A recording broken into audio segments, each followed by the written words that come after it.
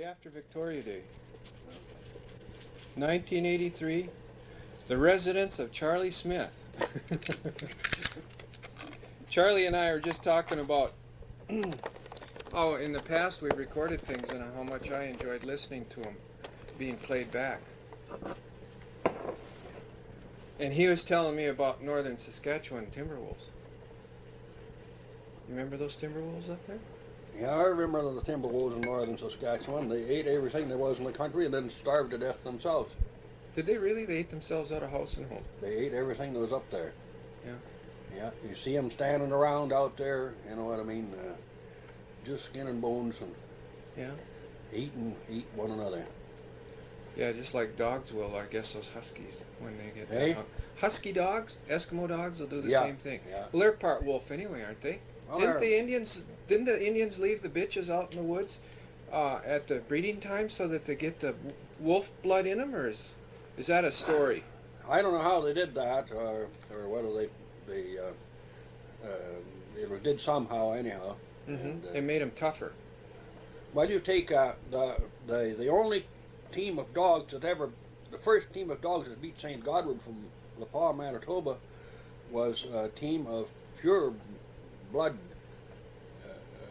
timber wolves. They were How in timber the wolves world?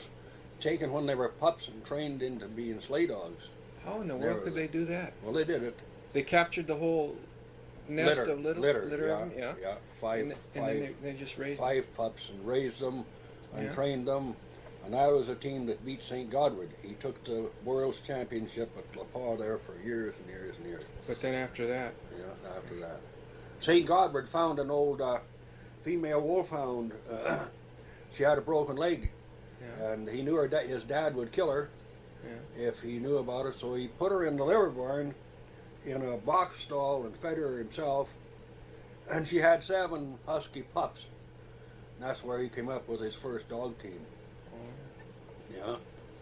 and he became a famous racer. I He guess was the world's best. Well, he was a Frenchman, and he was very good on his feet, and he could run for miles and miles and miles. Well, that's where the timber wolves, they can run an animal. He was like a timber wolf himself. Yeah. They can run forever. But that was a 4 or 5 day race, and they had to carry their dog feed on the sleigh, and their own feed and their blankets, and they slept out and lived out. Okay. And they raced until they played out, and then they rested and raced until they played out. Whatever dogs they left with, they had to come back in with. Well, even if they're dead, They had to bring them on they the had sled. to bring them back in again. If you start out with 7 dogs, you had to bring 7 dogs back in. If a dog had a sore foot and couldn't run, you hauled him on the sleigh. Yeah. That was the way that worked. Did they always carry a spare dog in that event? Well, they usually started out with 2 dogs on the sleigh. Oh, they did, and then Yeah. rotate them into the And harness. rotate them, Into the harness, like rotate them, yeah, like those Pony Express guys. Yeah. They used to ride. Yeah. Did you ever run a dog sled? No. No. Well, I had a dog team once myself, Yeah. but they were collie dogs You just use them on your trap line? on the trap line, Haul a Hauled toboggan? some stuff. Hauled my stuff with them, Did you have one of those little toboggans, or how did they haul it? Did they carry it in pack sacks on their backs, or? Well, I had a pretty heavy outfit. It was about 24 inches wide. Yeah. And 8 feet long. Then I nailed a tent around the outside of it and put sides on it, Yeah, to so hold you stuff. can put it, let them down and made it into a tent. Then in the bow of a sleigh dog back in them days, came up in the air about 2.5, 3 feet high, and come back over the top a little bit. And I put myself a little stove in there. Really? And You had a little camp? Burnt wood Yeah. in it, Yeah. pine limbs and stuff. Yeah. And build a little fire. And I could get inside then, and I usually slept on one side and the dogs on the other. Yeah. Yeah, And right in the they tent. kept. Yeah, you couldn't leave them out because timber wolves would kill them. Yeah. Those collies, huh? And timber wolves would come around close to the tent, but they'd never brush against it. They never come in there as long as I'm in there. But if the dog was out, they'd kill him and eat him right there.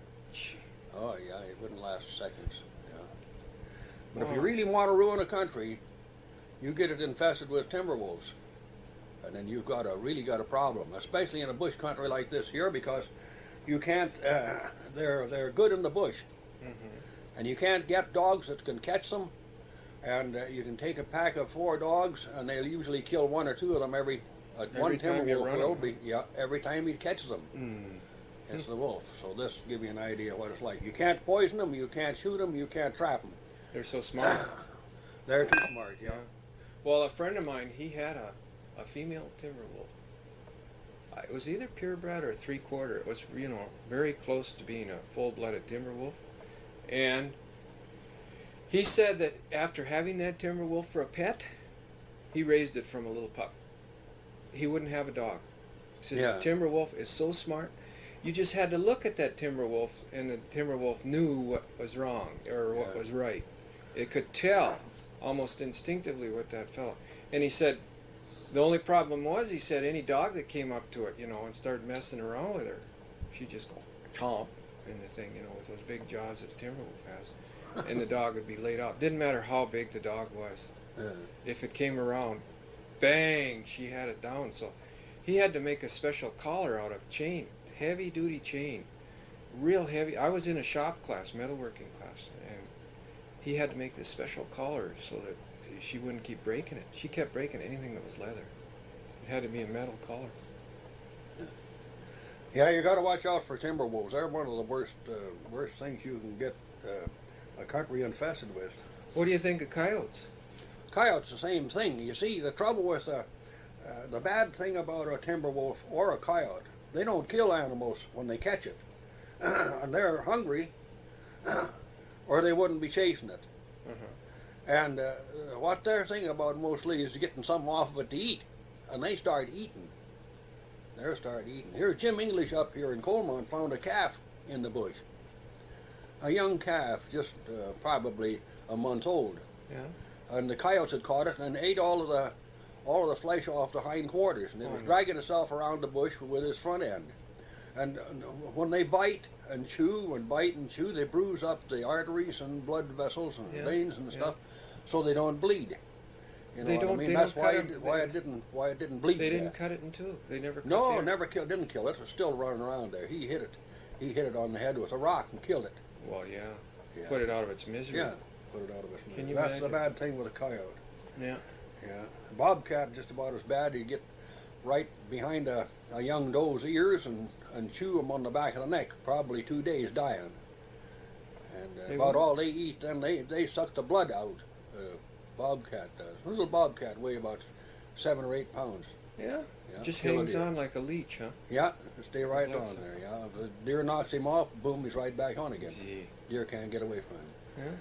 Yeah. Yeah. I shot a doe one time. I shot the bobcat first, and then I see the doe the next day, and she couldn't get her head up. Mm. She was dragging her head on the The ground. muscles were gone. Her head dragging right on the ground, and that she couldn't eat, and that probably never heal up. So, shot her with a shotgun. Got up close to her and blowed a hole through her neck, and killed her. Yeah. Yeah. What about otters? Have you ever had anything to do with otters? Don't know anything about otters. They are funny. Yeah, they're a My experience- playful thing. They're yeah. a fisher. Yeah. They My fish in the water. experience. Yeah, my experience with them is that Yeah. they're a great little animal. A lot of fun. Well, an otter probably doesn't destroy that much wildlife, you know what I mean. Mink are bad sometimes. They kill a dog. A mink will? A mink kill a dog, yeah. Have you seen that happen? No, but I got a nephew in Saskatchewan, and he's got a dog weigh about 70 pounds, a good cattle dog, and a real husky dog. I'm telling you now, then he's really tough. He can lick any dog in the country just about. How about a badger? Could he lick a badger? Mink got a hold of him Yeah. and pretty near killed him. Yeah, he sucked so much blood out of the dog couldn't hardly walk. Gee. Couldn't hardly stand up anymore. You remember we were talking about weasels? How that was my mainstay, to catch weasels. Yeah, That bought the gasoline for our car, so we could trap. yeah. We weren't making money, we were just breaking even, or maybe a little bit. Once in a while we'd get a bonanza, we'd get an otter or a fish or something. Yeah. Then we'd make a little money, but day in and day out it was weasels Yeah. that paid for our gas for our trap line. But Well, those are vicious. I've had a little weasel, that long, Charlie, a short-tailed weasel, come a-hopping up to me in the woods and stand right on the end of my snowshoe and look at me.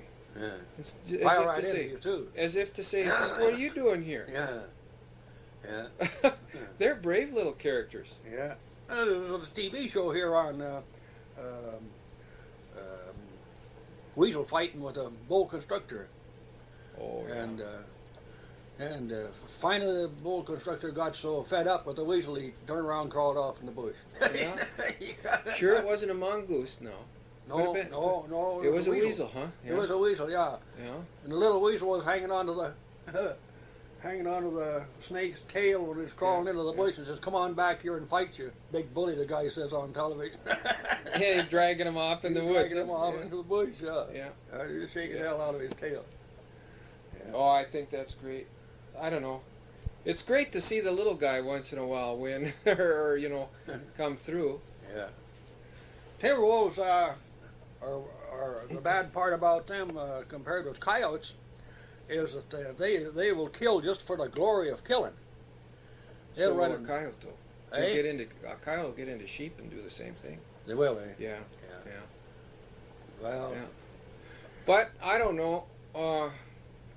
We're always, the trouble is, Charlie, in my opinion, we're always taking over the areas that belong to those animals, or originally, and then what happens is, what are they going to eat? If we move the moose and the deer and stuff out and raise cattle or sheep, and they're used to living in a certain area, and their cattle and sheep and their deer and their moose and that are gone.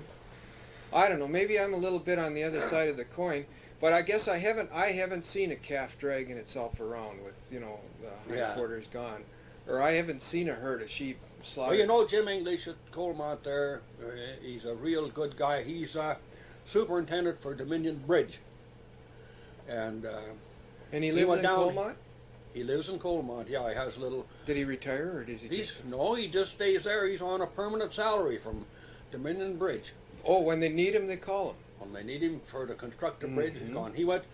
He superintended that bridge that went down in the chuck there in Vancouver. Yeah, the big In one. fact, he was out there and went down with it into the water. Jim English. And he survived. Yeah. Survived, yeah. A lot of them didn't, did He they? lives right here in Colmont here. Yeah. You see him, he wears a cowboy hat and drives a four-wheel drive pickup. And Is Pat his son? The one that owns the Emporium now? There's a Pat English there? that's the girl? No, that's the boy. The guy, I don't know. I know his daughter. I don't know his son. yeah. Hey, does that English live on the, just where the railroad tracks cross? No, he lives across the river from Colmont. You go across the river and back down up towards Blakeburn. Yeah. He lives in the first house on the left-hand side. Oh, that beautiful Right there. house. Yeah. That big, where the pool is. Yeah. That pond? Pretty nice place. Yeah, and there's a little Yeah. windmill there. Jim's got, he got a bit of money, you know what I mean? Yeah. He's got a bunch of Yeah. horses there. Yeah. They ride around in one time. Yeah, that's a nice spot. Yeah. Did you know the game warden that used to live there? There used to be a game warden that used to No, live I never knew a game warden. The only game warden I knew here was Alan Gill. Yeah. I saw Alan yesterday. Yeah. I was over there. You know Oriel Allen? No, Oriel? No, okay. don't know him, but I know Alan Gill himself. Yeah. He's one of the squarest Guys game around. conservationists we ever did have, That's and he's right. forgotten more than Yeah. most of these guys do when it comes to conservation. That's right. He knows what he's talking about. When you talk to Alan Gill, and he'll tell you. You know what I mean? You know his wife, Edith? Well, real well. She Sure. knows a lot too. Yeah, they used to come to the Fish and Game Club meetings. You see. She still does, you know. Yeah. I was there. She was after me to come back to the meetings. You know, she said it's going to die if we don't keep it revived. You know what I mean? Mhm. And this did real good here. I painted a bunch of signs for him. Mhm. And Do you paint signs? Yeah. Oh, you do? Did all the golf club signs out here. You did? Yeah. Yeah. And that sign that's there at the camp spot across the road, Yeah. I Yeah. painted that. You know how to letter. You can letter. Well, I'm not really a sign painter, but what I do is take a graph and put the letters on and then trace them in Oh, freehand. yeah. I Okay. do that. Yeah. The one on the fish barrier out here, I painted that one too. Sure. Yeah. Yeah, painted that. It You needs a must new use one on good there. paint. That's lasted a long time. Yeah. What kind of paint do you use, enamel? Oh, plain ordinary enamel. Yeah, I made a mistake with that one out there. I covered it over with a clear lacquer varnish. You know what I mean? And it turned yellow. And then it turned yellow, and then the Yeah. one paint reacted on the other, and Yeah. the whole thing with. If you're going to paint, use an oil paint, or then use a synthetic paint, but don't mix the two. You can't do it. Yeah. Right. Yeah. And I don't know that much about paints, but I can. My hands are steady enough now since I quit drinking that I can hold a brush and do a Well, pretty you fair can tie job. flies. You Oh, yeah, certainly tie a lot of flies. Yeah. Yeah. That's a matter of educating your fingers. Yeah. Right. Yeah. It certainly is. And your Like- will. Like a woman sewing, you know. Yeah. A man can sew just as good as a woman if you train If you yourself to it. practiced. Sure. Practiced. Yeah. Takes practice, yeah. Well, how long ago was it you said you started tying those flies? It was about 3 or 4 years ago you tied flies? Well, I tied flies, I guess, about 6, 7 years ago. Yeah. 6 years ago, Yeah. 7 years ago. The reason I started tying flies was that it was too expensive to buy them in the store, so I wanted my own flies for nothing. I figured I could sell enough to buy your kit. to buy the material with Yeah. to tie my own flies. That's what I did. Then it worked into a pretty fair business. I sold, last year? 100 dozen last year, flies. Mm-hmm. And I sold $102 worth so far this year. Well, that's good. Well, I can tie flies steady, but there's other guys, you know, that just as good or better than I am at it, and they tie it for a way of life. They're making a living, where I'm on the old age pension. I don't really need it. So. As long as they want to tie, we'll let them tie. I don't care. Yeah. Well, I'm tying flies, as you know, too. So. Yeah. But I figure there's room for everybody. You think so? There's enough flies, yeah. Yeah. Since George Merrill left, there's nobody can tie flies as fast as George did. He was keeping everybody supplied. Now it's pretty hard because there's so many. Well, of course, George tied 40,000 a year. Yeah. Did you ever watch him tie? Yeah. He was a Watched it. blur. His hands, every wind, everything was just so. He had it all figured out, and the flies could have been. You could have taken the first one of 100 and the last one of 100, and They all would look have the been same. exactly the same. Yeah. Yeah. He was very consistent. Yeah, he's very, very good. Yeah. Yeah, we tie up 100 hooks after supper. Would he? Yeah. Really? Yeah, I always went down the basement and tied up 100 hooks after supper and then went to bed. And then he'd get up early in the morning and tie. Well, he tied all day, yeah. Well, let's see. When his back didn't bother him. 14 dozen, I think he said. 14 dozen a day or something like that. Yeah. At one time he was tying that many. And then he was shipping them east to Montreal and Quebec. And he was shipping them to Ontario, supplying guys back there too. Yeah. And here. Yeah, he bought 20 pounds of feathers all in one shot. Charlie, how long would it take you or I to tie up with 20 pounds of feathers? Do you think we might as well stuff a sleeping bag with them? Yeah, it'd take me a lifetime. Yeah. Yeah, it'd take me a lifetime. If I was going to tie up 20 pounds of feathers, I'd have to go get my feather bed in and take it apart. Or tying out of there. Yeah. What's this, another ore sample you got here? Oh, that's some stuff Ty brought in. Chalcopyrite, yeah. That's fool's gold, isn't it? No. No? No, that's not fool's gold. That's chalcopyrite. That's Copper? copper, iron, and sulfur. Well, how do you know that that's not fool's gold, just looking at it? How can you tell? Well, fool's gold is crystalline.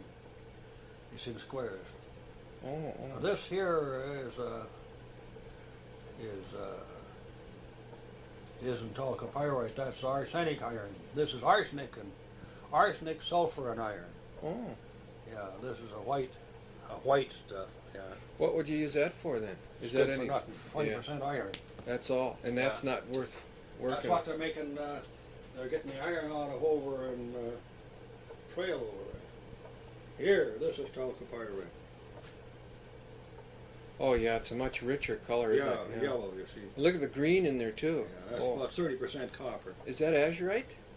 No, Ty went and soaked it in vinegar, Oh gee, and just to make azurite. it looks like azurite, doesn't it? yeah. You So could it sure- stains into an azurite color. You can take a penny, you know, and make enough azurite to stain a whole mountain for you now. Yeah. Sure. Yeah. All green colors come from copper. Did you know that? I thought I did. Yeah, I Yeah. think I did. All green I colors thought I did. come from copper. Yeah. And all red colors come from iron. Right. Yeah. Yeah. Hey, I got some of that powdered from the bluffs over there, Vermilion Bluffs. You know, Oh, yeah. right down by the railroad tracks there. Yeah. There's still seams of it there. You know. Yeah. Can I make paint with that? The Indians made paint, didn't they? Yeah. But how could I make that same stuff? Someday, here's an idea I have. I've got an old deer skin at home that I tanned, Yeah. and I'd like to paint on that. But I'd like to use natural paints like the Indians had, you know, like their reds and their blacks and their blues and greens. About as good a sign paint as you can get is we used to go down in the United States and buy lamp black cut in oil. Soot, plain ordinary soot cut in oil. And you mix a little linseed oil with that and use that. And that would be durable For black. Yeah. Yeah. I For suppose black, that's what the Indians did too. And you can take and mix your, I'm trying to think of the name of this, of the mineral they use for, it's dug out of the ground, you know. For what color? For quite a few different colors. Whatever it is called by a special name. It's a powder that comes out of the ground. Huh. Oh, can't Not, think. not cinnabar, No. Cinnabar is reddish. yeah. Well, cinnabar is mercury and oxygen. Mhm. Cinnabar is. Yeah. Cinnabar is mercury and oxygen. You take and turn heat that and it turns the both of them will go into a gas, and then you condense the mercury and the oxygen goes off in the air. Yeah. See, that's the way making it a still. Yeah. Is that the way the miners got their mercury to separate the gold from? I don't know is it or not. They ran, you know, they ran mercury through the last of that black Yeah, well, sand to get. Yeah, then they took your concentrate, Mhm. which was a ball of gold and probably quite a bit of black sand and That iron. and magnetite stuff. iron ore. Magnetite and stuff. Yeah. And they made a clay pot and burnt the clay Yeah. pot, and then they put your concentrate in there Uh-huh. and put nitric and sulfuric acid in with it, and then they boiled that in a campfire, and then they would take a can of they build a funnel off the top of it and run the gas that came from that onto the side of a pot with cold water in it, Mhm. and mercury would condense on there and drip off the bottom. That's the way they saved their mercury. Yeah. Which Yeah. is They use it over again. what they call the cowboys in the United States when they made home brew, they call it a spitting devil. It was made the same way. I'll bet it was a spitting devil too. But then your gold would be melted and all in a little ball, and the acids would eat up everything but the gold. In fact, nitric and sulfuric acid mixed will dissolve gold.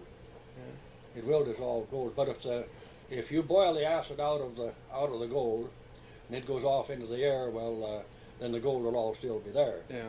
It'll all still be there. But So they lost the acid every time.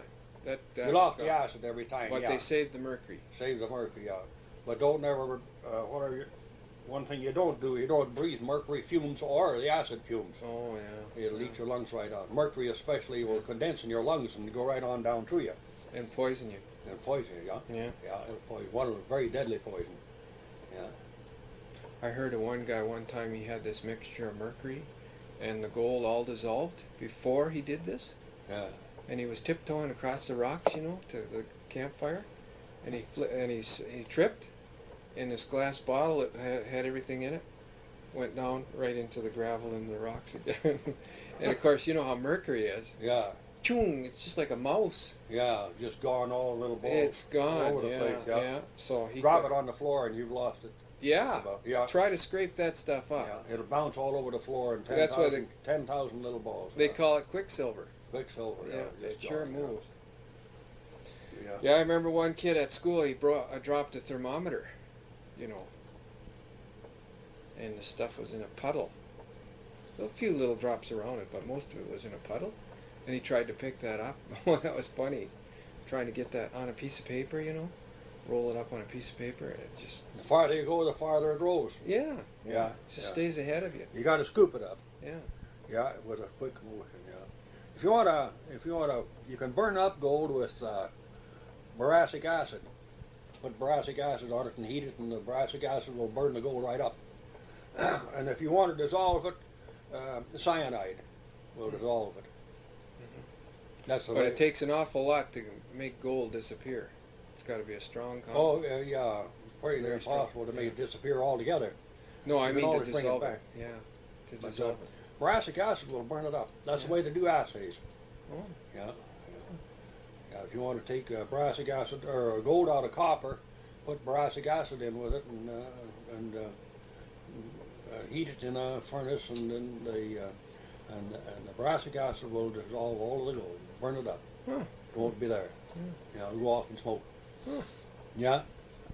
And nickel plate mine down here, they ground the ore up down there and then put it in a cyanide solution, and the concentrate came off in crystal clear water on the top. Then they ran that along through a trough and dusted in a little bit of zinc oxide, Mm-hmm. and the zinc oxide collected the gold out of the water. And they pumped that through canvas bags and collected the little bits of gold-plated zinc oxide Mm-hmm. in the bags. And it was just a very little bit of zinc oxide. It was mostly gold. Mm-hmm. Then they took that and put it in a furnace and set it on fire and burned the bags. Then scraped up the ashes out of that. Scraped up all of the ashes and took them down to their blast furnace and put them in there in crucibles Mm-hmm. and melted the ashes and stuff, and then poured that into bricks. Oh yeah. How pure was it by that time? The school kids from Carameles was up there and watched them pour a gold brick, $72,000 worth of gold they poured in the brick. Yeah. Yeah. Right, Yeah. when the kids Do you were think that will come back, that mountain? there. They'll be working on it now that we got social credit government. Yeah. They said that they shut the thing down until they seen how the election was going to go, Yeah. but they're back going again now. They're doing exploration work up now. Of course, you see, the big trouble now is what are they going to do with the slime? Mm-hmm. This is the big problem with a mine. You've got to have some place to put the slime. Mm-hmm. And, Yeah. Well, I was going to ask you what they did with that cyanide. Did that go right in the river? Well, cyanide, no, they ran it out there no, they didn't put it in the river. They ran it out there beside the river. Yeah. But cyanide, it's a very, very weak solution by the time it gets out into the slime pond, because they run the muck through what they call a filter, and they suck everything out of it they can get out They of want it. to use the cyanide again, right? Oh, if you didn't use the cyanide over and over and over and over, well, it'd be too expensive to Yeah. an operation. You have to use it over. Yeah. You'd have to save all the reagents you can. That's what the filter's for, to save the reagents. Hmm. And, But I was going to ask you, how pure was that gold when they poured it in the brick? Did it come out pretty pure? that's pretty pure, yeah. Is it? Yeah, it depends on. The cyanide will take out the silver and it'll take out the copper. Mm-hmm. So that has to be separated out after remanufactured, So it's going to be pure right down to the extent of whatever you've got in it. Yeah, that's. But you can't separate it with cyanide if you've got too much copper, because you can't separate copper with cyanide because it's too cheap a product. When you get it finished. Yeah, it's not worth it. Yeah. Yeah. They do the same thing up in Yellowknife. They use, wherever there's gold separation, they use cyanide. But cyanide, when it gets out in the air, it dissipates fast. You know what I think of cyanide is, I always hear about those. In the old days, they used to have these coyote guns and wolf guns. It was a shotgun shell Yeah. loaded in a sort of a little barrel, and on the end was a wad full of cotton on the end of the barrel, Yeah. and then there was cyanide in the cartridge there, and they'd soak that wad of cotton in something like sheep fat or fish oil or something like that, really attractive to a coyote. And then the coyote would come over and he'd tug on that cotton, set that thing off, and it'd shoot the cyanide in his mouth. Can you imagine that? Have you ever heard anything like that? No. Oh, they used those in the States. Oh, They did, they eh? were deadly. Oh, that coyote really got it, you know. He got a whole dose in his mouth. The coyote wouldn't go very far. Was just about 15 feet. That's Not about as very far as far. he'd go. Not very far. They'd find him. But then, of course, dogs and deer. You know how a deer is? Yeah. You wouldn't think Yeah. a deer would go after meat, but they will. Yeah, eat anything, deer will. They'll go up to that, and so they were getting everything. They were getting everything they Smell it, monkey around with it. Yeah, bang off it'd go, and then they'd get it. Yeah. Yeah. Yeah. Yeah, you get a little bit of cyanide. There's in the concentrator here at Nickel Plate, they had a guy come in there. He was going to be in training for a flotation man, Mm-hmm. and he was training with Sid Hamley, one of the flotation guys down there. So he came to Sid. He was a Japanese fella, and he said he wanted to know where he could get a drink of water. Sid told him not to touch anything unless he asked. And Sid says, "You go over that ladder, go down. There's a tap right there. You can get yourself a drink." So what he did, he went all down there, and there was a glass there, and he picked up the glass.